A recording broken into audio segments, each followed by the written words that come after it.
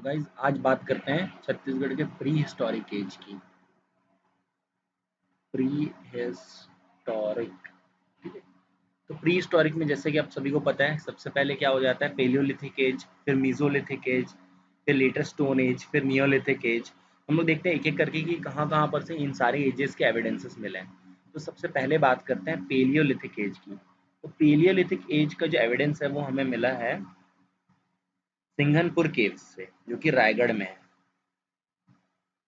Singhanpur caves, यहाँ से हमें मिला है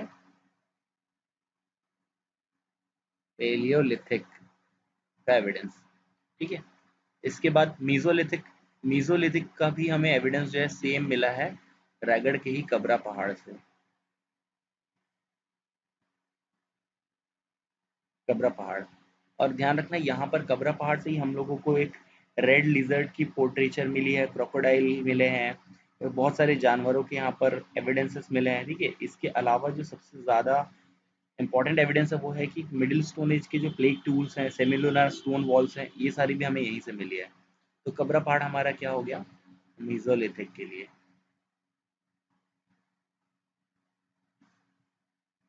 ठीक है?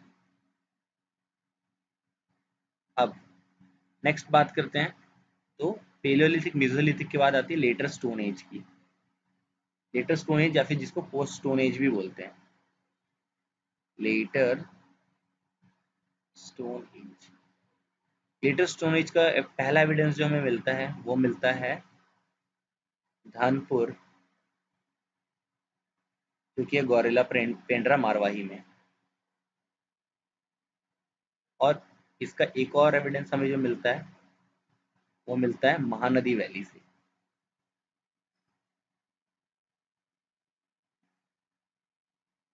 जो कि अगेन रायगढ़ में है, महानदी वैली। ठीक है। इसके बाद नेक्स्ट बात करते हैं नियोलिथिक एज, ठीक है, जिसको नियो स्टेन एज भी बोलते हैं, नियोलिथिक एज। यहाँ पर अपन को तीन चीजें मेनली याद रखनी है, तीन जगह से इसके एविडेंसेस मिलते हैं नियोलिथिक के। सबसे पहला है अर्जुनी, दुर्ग में जो कि है। उसके बाद नेक्स्ट जो है वो है रायगढ़ में तेरम।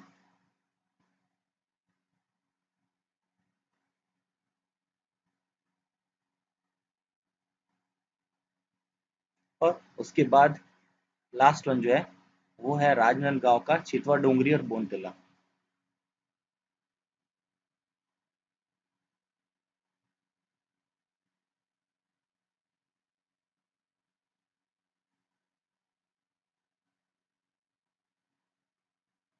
चितवा डोंगरी और बोनतिला, इन तीन जगह से नियोलिथिक एज के एविडेंस मिलते हैं। अब इसके बाद नेक्स्ट इंपॉर्टेंट बात आती है स्टोन सर्कल की या फिर स्टोन फेंसिंग की। तो स्टोन फेंसिंग जो है वो हमें मिल जाती है बालोद के करही बदर, करही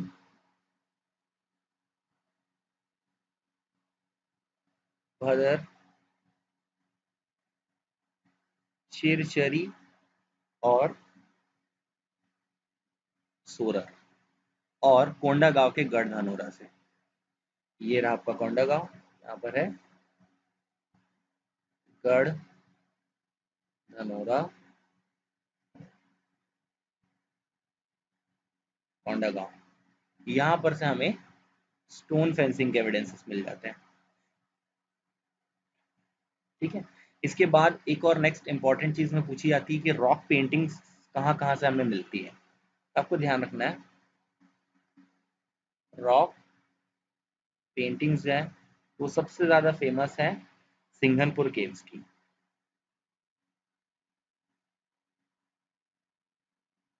जो कि रायगढ़ में। उसके बाद कबरा पहाड़,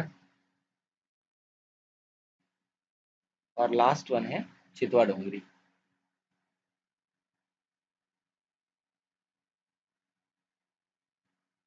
जो कि राजनांदगांव में है।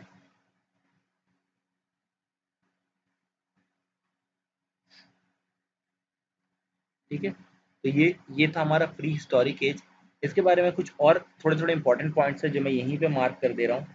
जैसे कि सबसे पहली बात कि जो स्टोन फेंसिंग है उसको कौन ने डिस्कवर किया था? जे आर काम्बले और रविंद्रनाथ मिश्रा। जे आर काम्बले और रमेंद्र नाथ मिश्रा। क्या डिस्कवर किया था इन्होंने? Stone fencing. उसके बाद नेक्स्ट जो इंपॉर्टेंट पॉइंट है वो है कि सबसे पुरानी केव जो है छत्तीसगढ़ की वो सिंघनपुर और कबरा है। Singhanpur and Kabra caves ancient है, सबसे पुरानी। और उसके बाद नेक्स्ट है हमारा लॉन्गेस्ट केव, तो वो है बोतल्ला केव्स।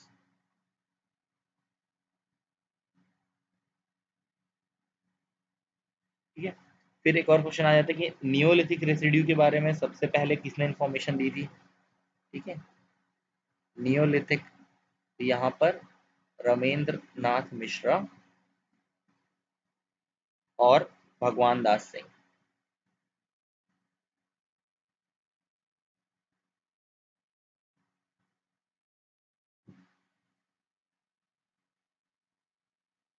अगर पूछा जाए कि सबसे ज्यादा रॉक पेंटिंग्स कहाँ से मिली है, तो जाहिर सी बात है, सिंपल सा आंसर है सिंघनपुर, कवरा, चितवा डोंगरी। तो दो प्लेसेस जो है वो रायगढ़ में है, तो सबसे ज्यादा रॉक पेंटिंग्स भी कहाँ से मिल रही होंगी? सिंघनपुर, कबरा हिल्स यानी कि रायगढ़ से मिल रही होंगी। तो मैक्सिमम रॉक पेंटिंग्स इन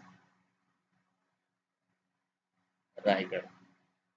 ठीक है, स्टोन फेंसिंग में एक और इम्पोर्टेंट बात है कि जो पहले डेड बॉडीज हुआ करती थी उनको बड़े बड़े स्टोन से हम लोग क्या करते थे? कवर कर देते थे। तो ये जो स्टोन फेंसिंग हमें मिली है ना, करही बदर, चिरचरी, सोरर और गढ़धनोरा से, यहाँ पर कम से कम 500 मेगालिथिक मॉन्यूमेंट्स फाउंड किए गए हैं। और जिनको फाउंड किन्होंने किया है, बताया था मैंने आपको, जे आर काम्बले और रविंद्रनाथ मिश्रा ने। ठीक है, तो बस प्री हिस्टोरिक एज में हमें इतनी ही चीज़ें ध्यान रखनी है। इसके बाद नेक्स्ट हम स्टार्ट करेंगे प्रोटो हिस्टोरिक एज।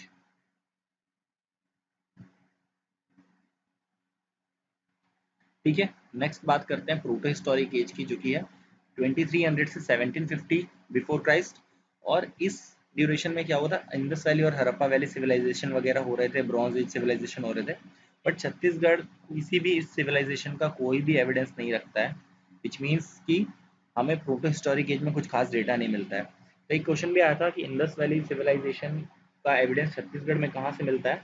तो उसका करेक्ट आंसर है कि हमें कहीं से भी छत्तीसगढ़ में इंडस वैली सिविलाइजेशन का एविडेंस नहीं मिलता है। इसके बाद स्टार्ट करते हैं हिस्टोरिक एज।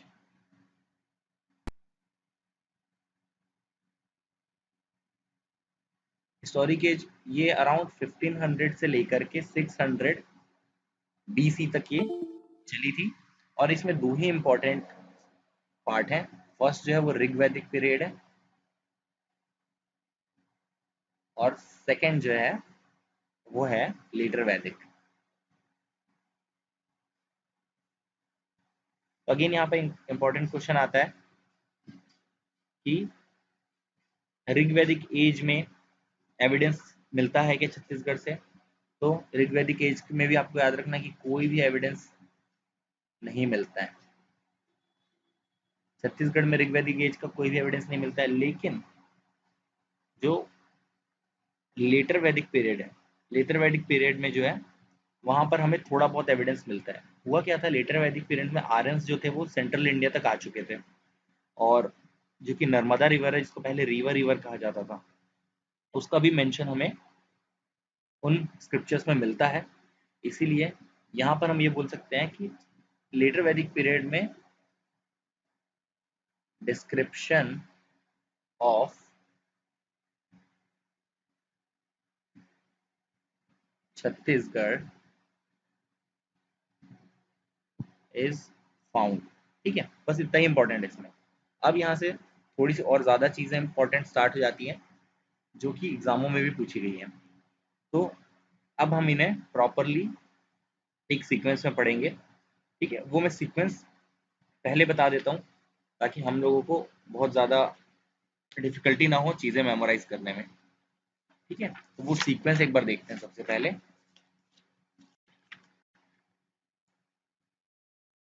हमें सबसे पहले पढ़ना है रामायण, फिर महाभारत,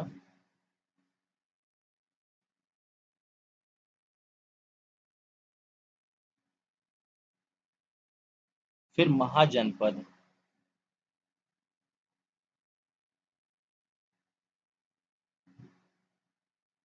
फिर मौर्यन, फिर सातवाहन,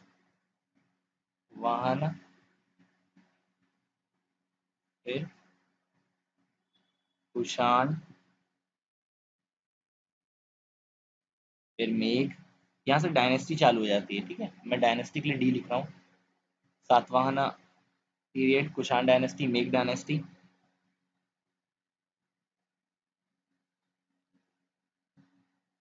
उसके बाद वाकाटक डायनेस्टी।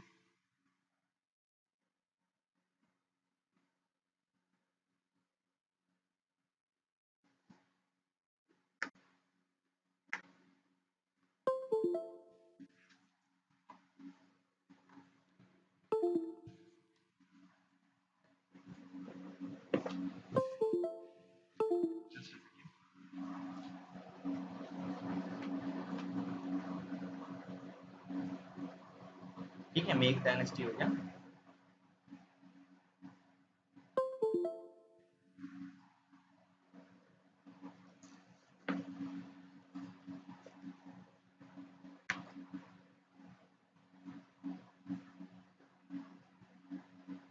इसके बाद मेघ डायनेस्टी के बाद आ गया हमारा वाकाटक डायनेस्टी। उसके बाद गुप्ता डायनेस्टी। उसके बाद राज राजा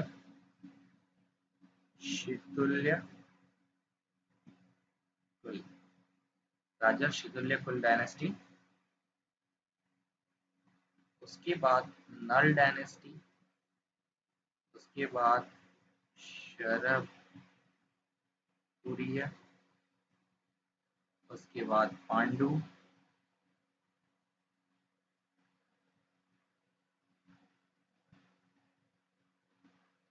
ठीक है, उसके बाद नेक्स्ट यहाँ पे लिख रहा हूँ मैं पांड डायनेस्टी, सोम डायनेस्टी। ठीक है, तो ये सारा पार्ट है हमारे एंशियंट का। ठीक है, एंशियंट हिस्ट्री का। इसके बाद नेक्स्ट आएगा मिडिवल हिस्ट्री और मॉडर्न हिस्ट्री, जो आगे के लेक्चर्स में हम देखेंगे। ठीक है, तो अब देखो क्या है, हम लोगों को ना ये इतनी सारी डायनेस्टी, इनकी क्रोनोलॉजी भी याद रखनी है और इनके जो इम्पोर्टेंट रूलर्स हैं, इनके इंस्क्रिप्शंस है, कहाँ से कॉइन्स मिले, कौन सी बैटल्स हुई, किसने किसको हराया, किसने किससे मैरिजेस की, ये सारी चीज़ें हमें याद रखनी है। तो अपने माइंड में एक फ्रेमवर्क बनाने के लिए हमें ये ऑर्डर याद रखना होगा, ताकि जब हम रिवीजन करें तो वो प्रॉपरली सही तरीके से दिमाग में फिट हो जाए। ठीक है, तो उसके लिए हम क्या करेंगे, ट्राई करेंगे कि किसी शॉर्ट ट्रिक से हम इसको रिमेंबर कर पाए। तो एक शॉर्ट ट्रिक ऐसे बना सकते हो तुम इसकी, ट्रिपल एम। ट्रिपल एम, यहाँ से क्या हो गया, महाभारत, महाजनपद, मौर्य। देखो रामायण तो सबसे पहले होगी, ये तो सबको पता है ना। पहले होता था ना टीवी में, सबसे पहले रामायण आती थी। तो नेक्स्ट जो है ट्रिपल एम, महाभारत, महाजनपद, मौर्य। उसके बाद एस के एम, सातवाहना, कुषाण, मेघ। ठीक है, राइम हो रहा है, ट्रिपल एम, एस के एम। उसके बाद विजिया,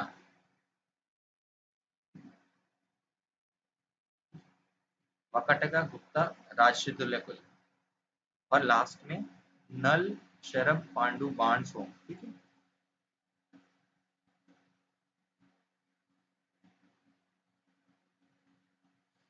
इसको कैसे याद रखोगे? नल से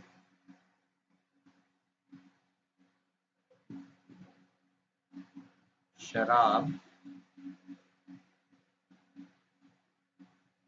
और पानी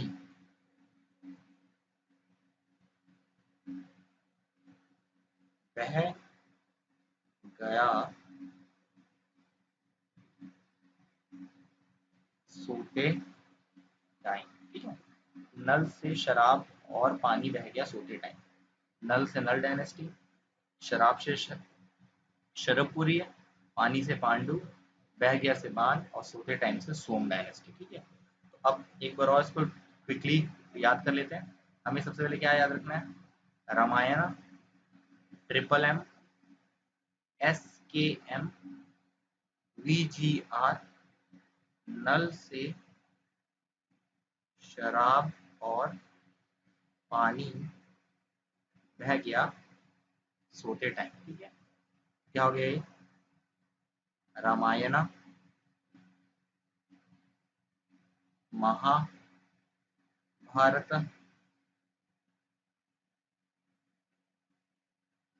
मौर्यन, सॉरी महाभारत नहीं होगा ये, महाभारत के बाद महाजनपद, फिर मौर्य, फिर सातवाहन, फिर कुषाण, मेघ, वकाटक, गुप्ता, राजशेतुल्य, कुल, नल, शरपुरी,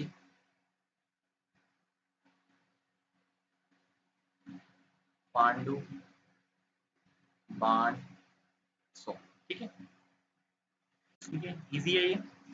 इस ट्रिक से काफी अच्छे से हमें ऑलमोस्ट एंशियंट हिस्ट्री की पूरी डायनेस्टी याद हो गई। अब इन सारी डायनेस्टी को क्या है डिटेल में पढ़ते हैं और उसके साथ ही हम इनके टाइम पीरियड्स को भी देखेंगे। बट एक रफ टाइम पीरियड अगर तुम यहीं पे ध्यान रख लो ना तो बहुत ज़्यादा सही रहेगा। तो रामायण जो है वो तो सभी को पता है, वैदिक एज के बीच में ही आता है। तो वो कहाँ से हो गया? वो 1500 बीसी से लेकर के 500 बीसी तक। ठीक है, अब महाभारत भी उसी रेंज में रहेगा।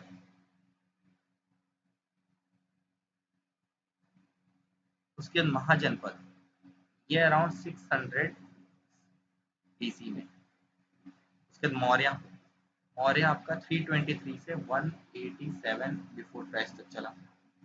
फिर सातवां सेम, कुषाण सेम उसी पीरियड में। ठीक है, ये रफली एक पीरियड बता रहे हैं। मेघ डायनेस्टी जो हो गई, अब ये यहाँ से फर्स्ट से सेकंड सेंचुरी एडी से स्टार्ट हो गई मेघ डायनेस्टी। उसके बाद आई वकाटका, जो थर्ड और फोर्थ सेंचुरी एडी में स्टार्ट हुई। फिर आई गुप्ता, 319 से लेकर के 550 एडी तक चली।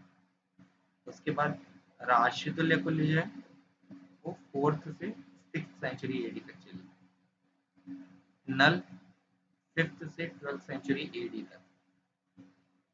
शरभपुरी, शरभपुरी जो है फिफ्थ से सिक्स एडी तक ही चले। उसके बाद पांडु सिक्स से एट, बाण जो है वो नाइन्थ सेंचुरी की। ठीक है, इसके बाद सोम जो है वो भी सेम टाइम पीरियड। ठीक है, तो एक रफ आइडिया हमें लग गया कि मेघ डायनेस्टी से ऊपर तक बिफोर क्राइस्ट चल रहे थे और एडी वाला जो टाइम पीरियड है वो मेघ के बाद से स्टार्ट हो गया। ठीक है, तो अब इन सबको डिटेल से देखना स्टार्ट करते हैं। और फर्स्ट वन जो है वो है रामायण पीरियड। मैं क्या करता हूँ, मैं यहाँ पर इस पूरी ट्रिक को लिख लेता हूँ। रामायण, ट्रिपल एम, एस के एम, वी जी आर, नल से शराब पानी बह गया सोते टाइम। तो अभी हम बात कर रहे हैं रामायण। रामा, ठीक है, रामायणा। इसमें इंपॉर्टेंट चीज क्या हमें ध्यान रखनी है कि इस टाइम पे छत्तीसगढ़ का जो नाम था रामायणा पीरियड में, ठीक है, क्या था नेम ऑफ छत्तीसगढ़, वो था दक्षिण कोसल।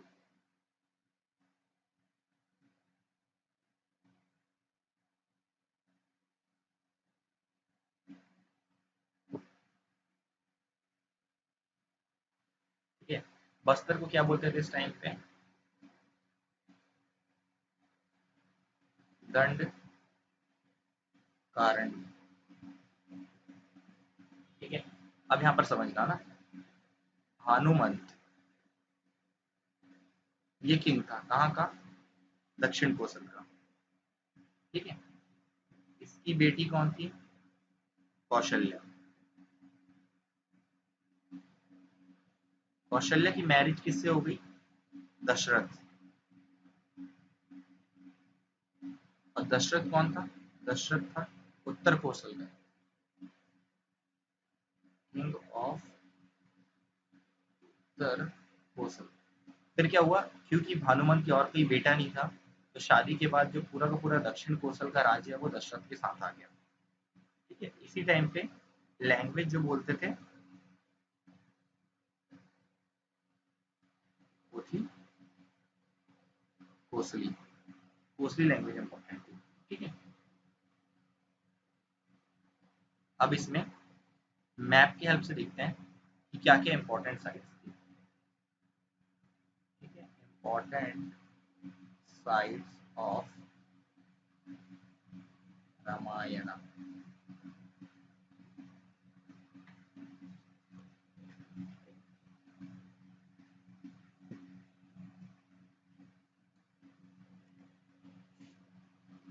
तो सबसे पहली जो इंपॉर्टेंट साइट्स है वो है सरगुजा में।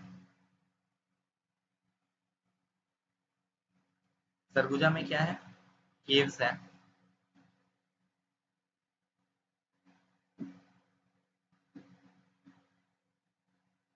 सीता बेंद्रा, लक्ष्मण बेंद्रा और जोगी मारा, ये 3 केव्स हैं, बहुत इंपॉर्टेंट है, आगे चल के इनके बारे में डिटेल भी पढ़ेंगे। ठीक है, इसके बाद यहाँ से आ जाते हैं हम रायगढ़।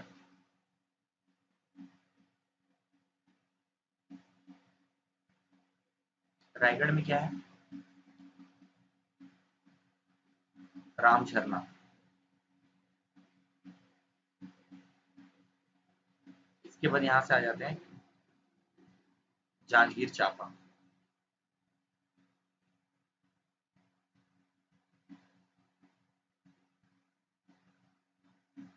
यहाँ पे खरौद है, जहाँ पे क्या हुआ था खरदूषण का वध हुआ था, असैसिनेशन ऑफ खरदूषण। और यहीं पर एक आश्रम भी है, ठीक है, शिवरी नारायण है यहाँ पर, जहाँ पर शबरी ने जो है जूठे पेड़ खाए थे।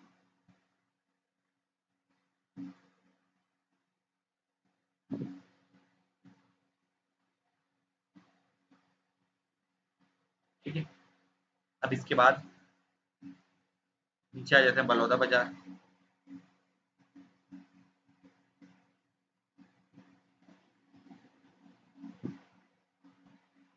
बलौदा बाजार में क्या है,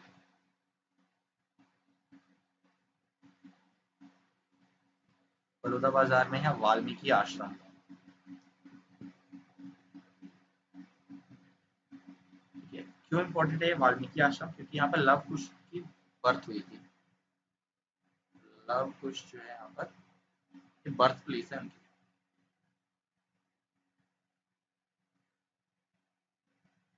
इसके बाद जो नेक्स्ट इंपॉर्टेंट साइड है सीधे हमारे कांकेर में है पंचवटी। यहीं से सीता का एब्डक्शन हुआ था।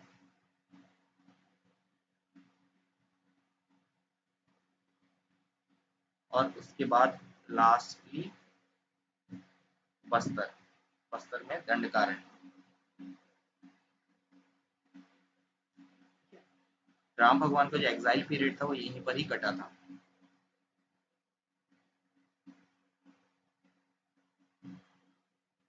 ठीक है, इसके अलावा और थोड़ी बहुत इंपॉर्टेंट चीजें हैं, जैसे कि सूरजपुर जो है, ये रहा कोरिया, ये रहा बलरामपुर, ये रहा सूरजपुर, यहाँ पर सीता लेखनी हिल्स है।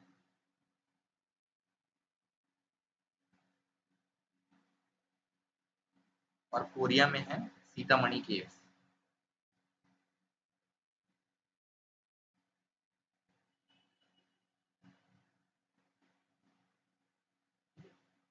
एक और चीज आपको यहाँ पर जो ध्यान रखनी है वो ये है कि जो राम भगवान थे उन्होंने अपना साउदर्न पार्ट वो दे दिया था कुश को, और नॉर्दर्न पार्ट दे दिया था लव को। ठीक है, तो ये जो नॉर्दर्न पार्ट है वो दे दिया था लव को, और उसकी कैपिटल जो थी वो थी श्रावस्ती।